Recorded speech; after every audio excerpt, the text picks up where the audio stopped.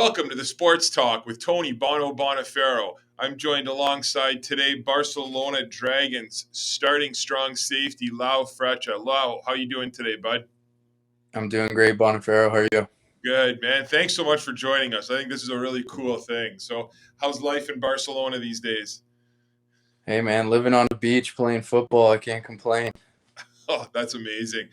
So, I want you to kind of talk about your journey a little bit to start, right? Obviously, you've kind of taken a unique route to get where you are here, and it's a pretty cool thing that you're doing. And I don't think a lot of people fully understand that there are, potential careers overseas. So, kind of talk about how you started playing football and kind of how you got into it at your young age here in the Sioux. Well, it all started with the SMFA there with you guys, and fell in love with the sport. Got into the SaberCats, went to Superior Heights, did well there, and then moved on to University of Waterloo with the Warriors. A couple Sioux guys there. Great coaching, and then was able to get scouted by the CFL. Did the whole combine, all of that stuff. And then went undrafted. And when I got invited to a workout for the Argos, didn't work out. And then right after that, actually, I got picked up by a Mexican team, which is in the LFA, Liga Football Americana, which is actually sprung up quite a bit with their partnership with the CFL. They bring a lot of prospects and guys that get cut from the CFL. They throw them in that league and kind of transformed it into almost like a little farm league. So that was me last year, and then going into my second season in that league because of COVID, it got canceled, and then happened to be right when the Barcelona team was looking for a safety, and I got picked up mid-season, and here I am.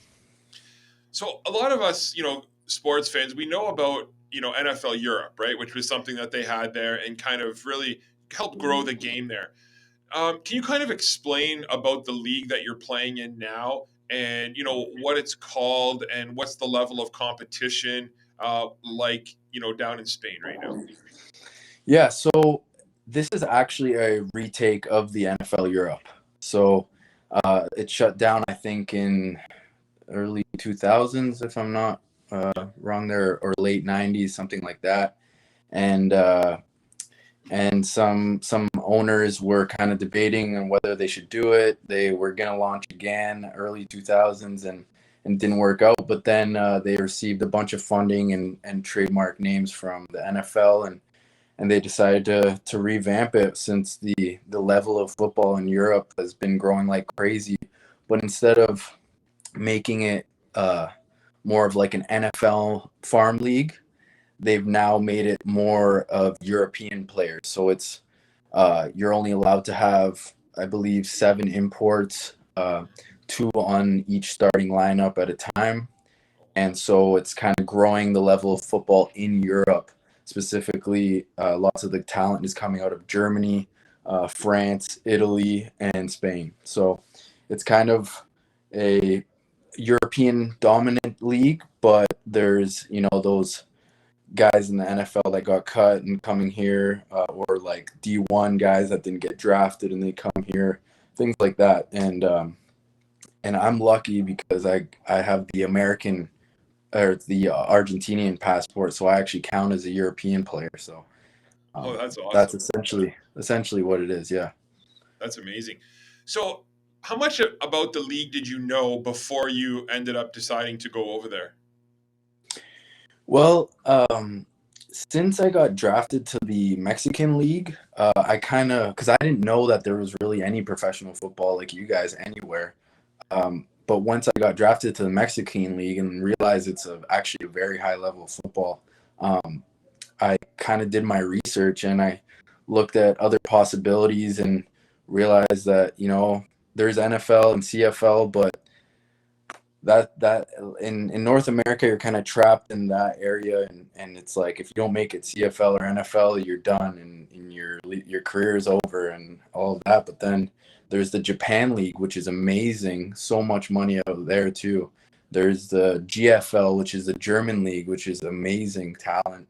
And then there's the European League of Football, which is the one I'm playing in. And then there's the Mexican League, which are all, I would say the level of football is slightly better than on like Division 2 or Division 2 American or Canadian university ball. So it's good, and you got a bunch of veteran NFL players that are just living it up and taking that as like a side project, and it's cool.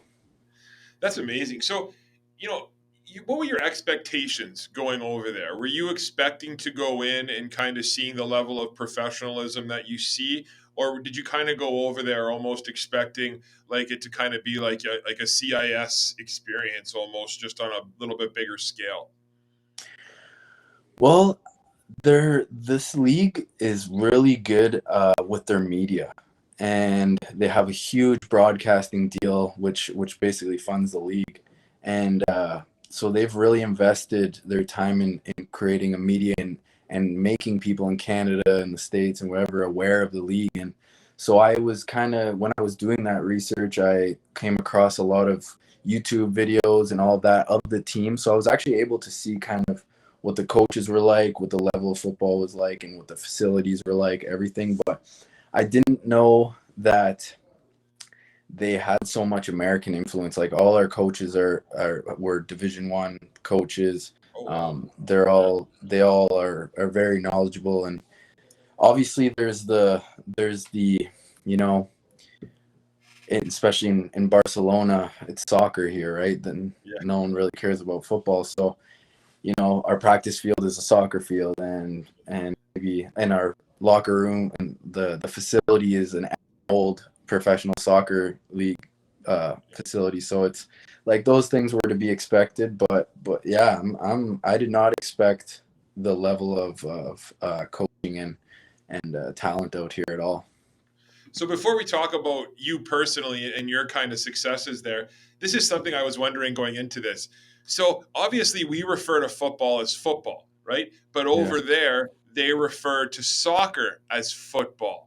So how do people in Europe differentiate between soccer and football if they're both called football? Do they call it American football? Like Yeah, how do they is that yeah? exactly. So Oh, okay. if it's happened where I've talked to they've asked me why I'm out here or why I'm living in this area, blah blah, and I say football at first, and they're like, oh, so which of our teams do you play for? And I'm like, no, American football. You have Oh, to add in the American there, or else there's definitely some confusion. really? Eh? That's awesome. Yeah. So, talk about your journey over there. So, you land in Spain. Did you know right away where you were going to sit on the depth chart? Did you have to go in and work for it? Like, kind of talk us through just your first like week or so in Spain and kind of as a professional football player over there. Yeah, so over here, they don't really know too much about Canadian football. And they think that every good player comes from America and there's no good players in Canada, and that CFL is kind of bullshit, and it's they don't think that Canadian football is a high level. And so when I came in, they were kind of everyone was skeptical. Um, Half the people thought I was a Spanish guy because I look it and I speak it, and so no one really, like the first time I walked in, no one was really like, "Oh, this guy's gonna be good" or whatever. I kind of just came in like one of the other Spanish guys, Yeah. and then I showed up on the field and immediately went from bottom of the depth to the top, and now I'm one of the guys, and they're one of the leaders on the team, and it's just from the hard work and what Canadian football taught me. How'd you guys do this year? Or how are you guys doing so far this year? So actually still have a possibility to clinch playoffs, but we started our schedule at the beginning of the season, which I wasn't there for, was really hard. We had the top four teams for the first four games. So we went 4-0, and then I showed up week 5, uh, and then from then it was kind of like an easier few games. So we got a few wins, and then this past week we went on the road. Unfortunately, we lost. The weather in Berlin wasn't too nice, and we don't really have a run game, so we got smashed. But if we win this game coming up, and then Cologne loses, I think they got to lose their next 2 games, then we squeeze in. But Cologne's a pretty good team, so I don't know if that'll happen, but fingers crossed, we'll see. So, do you fly to games then? I would assume because you probably travel all over Europe, don't you? Yeah, that's the coolest part, honestly. Almost every weekend I'm in. Like this past weekend I was in Berlin, which was beautiful. We got to see the whole city. That was amazing. And then I went to Stuttgart. I've been out to Milan. I've been to Frankfurt. It's cool. Like lots of German teams could just be based on the league basically started out of there, and that's definitely where the highest level of football is. But next year they're looking to expand to France. Paris is going to have a team. They're going to have one in. I'd have to give you the list, but there's a bunch of new teams. Same type of stuff that they had in NFL Europe. They're going to expand to the same amount of teams within the next couple of years. So what are the crowds like? We all see what the crowds are like for soccer, right? And we Yeah. know how rabid the fans can be. So, kind of, what are your crowds like currently, and are the fan bases as intense as kind of what we would imagine them to be? Well, all I got to say is Barcelona definitely has the best fans based on the soccer fanatics. Um, you go to Germany and uh, Frankfurt has a lot of fans because NFL Europe, that was like the number one team to be at. So they have, and their facilities are amazing.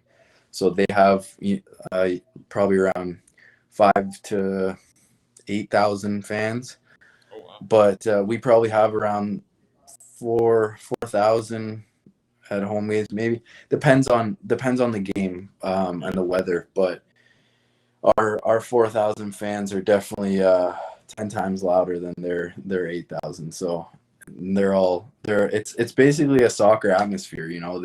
They have their chants that they've made for our team. They're out there drinking. They're out there running on the field for us. They're crazy. So I love it, and it makes me feel like I'm back in Argentina going to soccer games. It's really cool. The culture is awesome. Do you see this as a long-term job for you, or a long-term possibility for you, or do you have your sights set on maybe trying to get back here and getting another crack at the CFL? Yeah, you know what? The things were looking good right before the COVID happened. Lots of teams were talking to my agent and my coach and all of that, and then once it hit hard, all that, there was like a 30% league cut. All the free agents were kind of put to the side, and that went out the window. So right now I'm just trying to get some more film out, show them that I'm still in shape, still playing, and see what happens. But like I'm having fun out here, and I wouldn't be upset if that didn't happen, if I didn't get another shot at the CFL. But I'm just gonna keep working, keep putting up good tape, and gonna see what happens.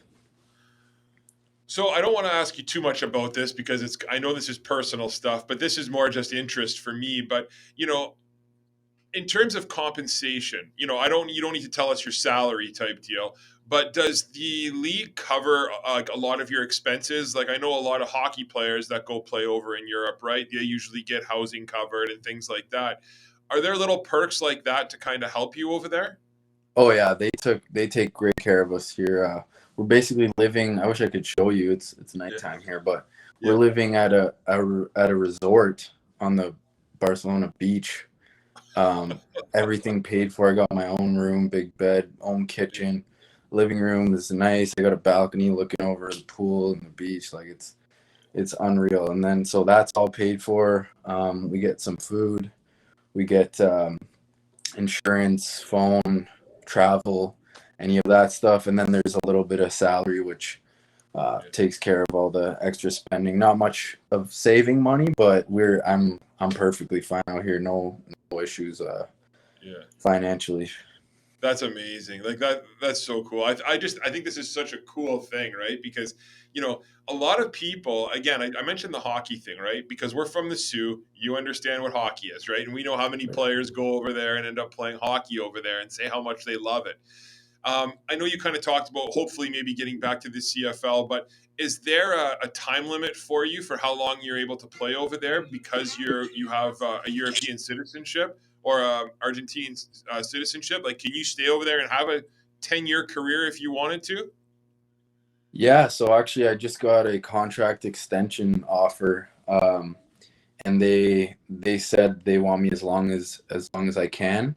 But like I'm 25, life's moving pretty fast, and I also have other aspirations to get like into work life and trying to get things going on that side. So Yeah. it's I got to do a lot of thinking when I get home and see what's going on, because I don't really know what the future holds, and I just gotta slowly figure it out and Yeah. see what happens. So you're a really, you're a really nice, polite man. You were a great kid growing up, and you always had a way about you. Teammates always looked up to you. You were always almost like a quiet, from a coach's perspective, you were almost like a quiet leader in a sense. Do you see yourself possibly coaching down the road or getting into the coaching aspect, or is that something that kind of, doesn't really interest you as a potential career? I don't think I'm gonna be coaching, but I University of Waterloo, I studied sports business, and I think sports has been such a big part of my life, and I'm so passionate about it that I think I'll be part of the more operational side, and just getting uh, that side of the ball going rather than on field, which is something that I'm super interested in, and especially seeing like how global this football thing is going, and how I can provide so much value to all these leagues out here, and then hopefully move back up north, and kind of mix the knowledge I've got from back and forth, and play on that side rather than actually coaching. That's amazing. What was I going to say? So being over there, right? You said you've met a lot of big time people, or there's lots of D1 coaches, like those types of things. Is there anyone that you've met or played against that was like, oh my God, like I can't believe I'm playing against this guy, or like, or a coach that you met or anything like that? It was like, holy crap, I can't believe that I've had a chance to, see him or talk to him. Yeah, I would say it's more players. Yeah. Um, the coaches are, I don't want to say like they're washed up kind of on vacation coaches, Yeah. but No, they're no, I kind of know. like, they're almost like done with football, but they want like one more, they want to Yeah. just like live in Europe and coach and have a good time. But for one player that really stands out to me is he was the best player I played this so far since I've been here, was Madre London, who was running back for Michigan State, Yeah. and he like definitely hurts to tackle that guy. So that was really cool. But I mean, lots of they're not the stars, right? Like no Yeah. D1 star is gonna be here, and no NFL star is gonna be here. It's usually like the guy that was right at the end, like had their pro day, didn't quite make the cut, they came out here, or a guy that did a lot of transfer, when they go from one school to another school and then they don't end up getting recruited or whatever. And then you get NFL guys that maybe bounce around a bunch of teams and didn't end up like getting on a starting roster, so they're out here. But yeah, Madre London was really good. Well, there's a lot of guys. They're mostly running backs, and because they're only allowed to have two starting Americans, right? So it's usually a running back and a receiver, or a quarterback and receiver.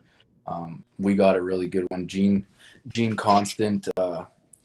He played at Stokey Valley, I think it's called, Yeah. D1 ACC, and Okay. Yeah. Zach Edwards. He played D1 Yeah. as well. I forget where, Minnesota, I That's think. amazing. But yeah, cool. That's awesome. So, when's your next game? You have a game coming up? Yeah, we got Frankfurt on Saturday. Um, they're a top seed team. I think they're number 2 right now in the league. So it's going to be a tough game, but I think based on they're not really good in the pass rush, and our team is just slings the ball. So Yeah. I think we'll be good. Um, That's great. we should have a shot. Where is there anywhere we could watch the game? Yeah, I'll send a link over, but if you just type in European League of Football, they got a great platform. I think you got to Yeah. pay a couple of euros, but Yeah. you just click the link, and it should take you, just sign in, pay the €2 or whatever, Yeah. and be there live stream. That's great. If you could send us that link, we'll post it, because I think there's a lot of people here in the Sioux that would absolutely love to watch you play. Like I said, you had quite the career here, and people still talk about you. And you had a really successful career at Waterloo. So, my last question, or one of my last questions for you: how did your career at Waterloo, and how kind of prepare you for where you are today? Well, I think lots of people in the Sioux heard about the whole Waterloo steroid scandal, and how the before we got there, all the Sioux boys got there, it kind of shut the program down, and the Sioux boys flipped that thing around, and Bertoya, the coach, came in there, got just constructed such a high level program, and the investment and the facilities came, and all these great athletes started coming. So I got there, and we were an 0-8 team for 2 years. Young team, just a bunch of first, second years on the starting lineup, and that makes you grow a lot, especially when you have that good recruiting class. Everyone's in the gym working towards the goal, and slowly but surely you rise up in the ranks, and by the time we left, we were a top 10 team in the country. So I think that whole experience, and just transforming an organization like that is like an experience you'll never be able to get unless you live it for a while. So yeah, that's definitely transformed, not only in myself as a football player, but definitely as a person as well.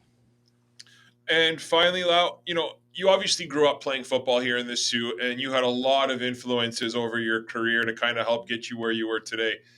Was there anyone you wanted to kind of give a shout out or give a thanks to from, growing up and kind of just playing football here in the Sioux?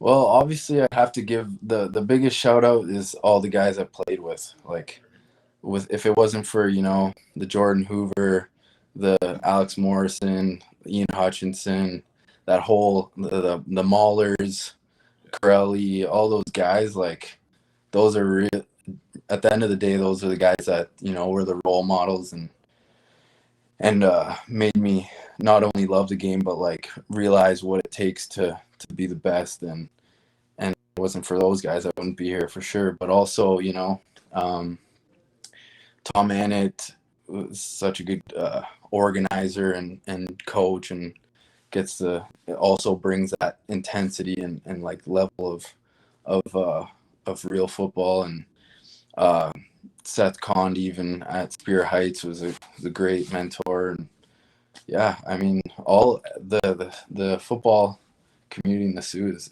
so tight knit and hard nosed that it's I have to thank all of them, really. Yeah. Well, listen, man, we really appreciate you doing this. I know you got a busy schedule, but I just think it's really cool to kind of see what you're doing, and it's almost like you're blazing a different path, right? You're showing people there's a different way to do things. And I was around the SaberCats one year, and I got to kind of see you on the field, and man, like it was just a joy. You're a great guy to coach, and I couldn't be happier for the success that you're having today. And I understand that your parents recently moved, but we obviously hope that you still consider the Sioux home, and that you maybe make your way back here once or twice to say hi to us. So, congratulations for your success, and it's well deserved. Absolutely, I appreciate that, and I go back to the Sioux to visit all the time, to visit all the boys and see if anything changed, which sometimes doesn't happen, but it's I'll be there, and I'll let you guys know when I'm out there. That's amazing, man. Best of luck this week. And, if you make the playoffs and go on a run, we'd love to have you back to talk about it. And make sure you send us that link, because we'll definitely post it. And I promise you, I'll be watching the game wherever or whatever time it is. So best of luck to you, man. And thank you again so much. Right on. I'll send that over and talk. Thanks, guys. Thanks a All lot. right. Take care, bud. Have a good one. You too.